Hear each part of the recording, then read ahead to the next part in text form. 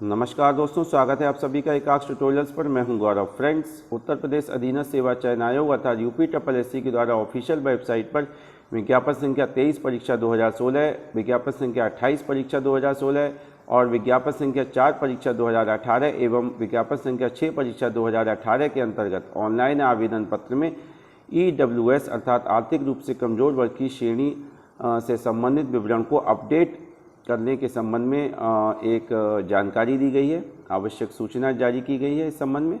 तो चलिए हम देख लेते हैं क्या ये आवश्यक सूचना। इससे पहले आपसे रिक्वेस्ट है कि सामान्य अध्ययन अर्थात जनरल स्टडीज़ और करंट अफेयर्स की तैयारी के लिए आप एकाक्ष ट्यूटोरियल्स को सब्सक्राइब कर सकते हैं। इसके साथ ही यूपीपीएससी द्वारा आयोजित होने वाली आरओ के पद की परीक्षा की तैयारी के लिए इलाहाबाद हाईकोर्ट के द्वारा जो विज्ञापन जारी किया गया है एपीएस के पद की परीक्षा के लिए और आरओ के पद की परीक्षा के लिए, तो इन परीक्षाओं की तैयारी के लिए भी आप एकाक्ष ट्यूटोरियल्स को सब्सक्राइब कर सकते हैं। तो चलिए दोस्तों देख लेते हैं क्या ये आवश्यक सूचना जो कि जारी की गई है यूपीएससी के द्वारा। देखिए, यह आवश्यक सूचना जारी की गई है। यहाँ लिखा हुआ है उत्तर प्रदेश शासन कार्मिक अनुभाग 2 संख्या आगे संख्या लिखी हुई है 18 फरवरी 2019 द्वारा निर्गत कार्यालय ज्ञात तथा उत्तर प्रदेश शासन विधायी अनुभाग 1 संख्या आगे संख्या लिखी हुई है लखनऊ 31 अगस्त 2020 द्वारा निर्गत अधिसूचना तथा इस संबंध में कार्मिक अनुभाग 2 उत्तर प्रदेश शासन के आदेश संख्या आगे आदेश संख्या लिखी हुई है के अंतर्गत प्राप्त मार्गदर्शन के अनुक्रम में आयोग द्वारा निम्नलिखित विज्ञापनों से आच्छादित लिखित परीक्षाओं जिसमें लिखित परीक्षा प्रारंभ नहीं हुई है के आयोजन से पूर्व आर्थिक रूप से कमजोर वर्गों के लिए अनुमन 10% आरक्षण का लाभ दिए जाने के उद्देश्य से इन विज्ञापनों के आवेदनकर्ताओं की आर्थिक रूप से कमजोर वर्गों की श्रेणी की सूचना पोर्टल के माध्यम से संकलित किए जाने का सर्वसम्मति से निर्णय लिया गया है।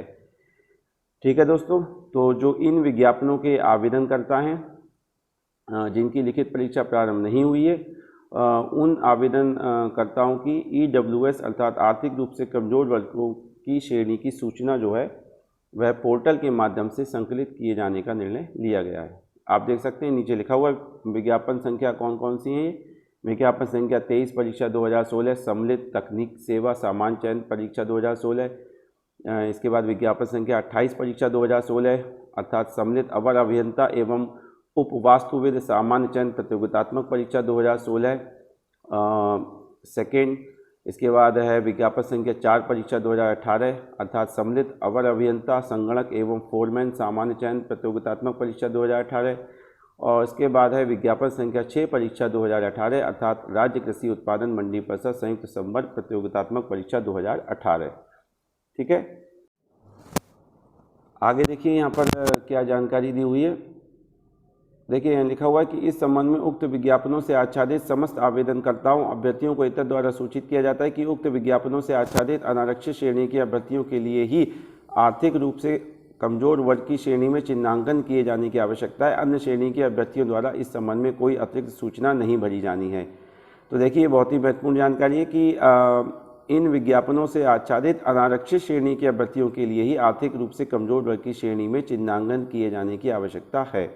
ओके, आगे लिखा हुआ है कि उक्त विज्ञापनों के संबंध में कोई नया आवेदन पत्र नहीं लिया जा रहा है। ठीक है, कोई नया जो है आवेदन पत्र इसमें जो है नहीं लिया जाएगा।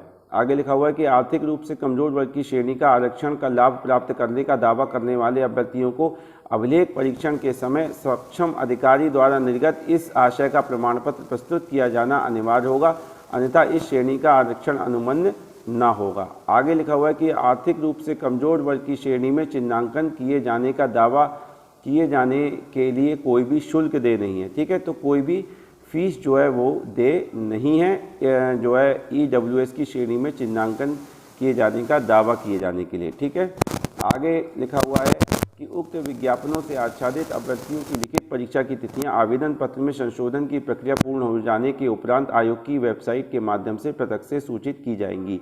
ठीक है, तो लिखित परीक्षा की डेट्स हैं एग्ज़ाम की जो डेट्स हैं वो आवेदन पत्र में जब संशोधन की प्रक्रिया पूर्ण हो जाएगी उसके बाद आयोग की वेबसाइट के माध्यम से पृथक से सूचित की जाएंगी। ठीक है,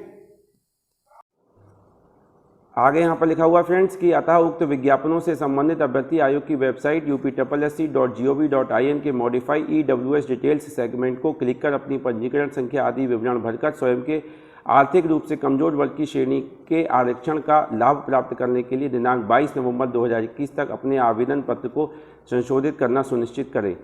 ठीक है फ्रेंड्स, तो 22 नवंबर 2021 तक आप अपने आवेदन पत्र में संशोधन कर सकते हैं आर्थिक रूप से कमजोर वर्ग की श्रेणी के आरक्षण का लाभ प्राप्त करने के लिए। ओके फ्रेंड्स, तो यह थी महत्वपूर्ण जानकारी दोस्तों।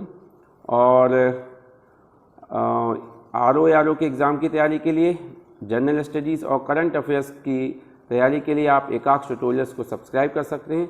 एकाक्ष ट्यूटोरियल्स पर प्लेलिस्ट के माध्यम से वीडियोस उपलब्ध हैं। जनरल स्टडीज़, करंट अफेयर्स के, RO की तैयारी के लिए टेस्ट सीरीज़ भी चैनल पर शुरू की गई है, जिसके माध्यम से आप अपनी वास्तविक तैयारी को परख सकते हैं और महत्वपूर्ण प्रश्नों का अभ्यास कर सकते हैं। ठीक है फ्रेंड्स, तो मिलते हैं हम अगले वीडियो में, तब तक के लिए धन्यवाद।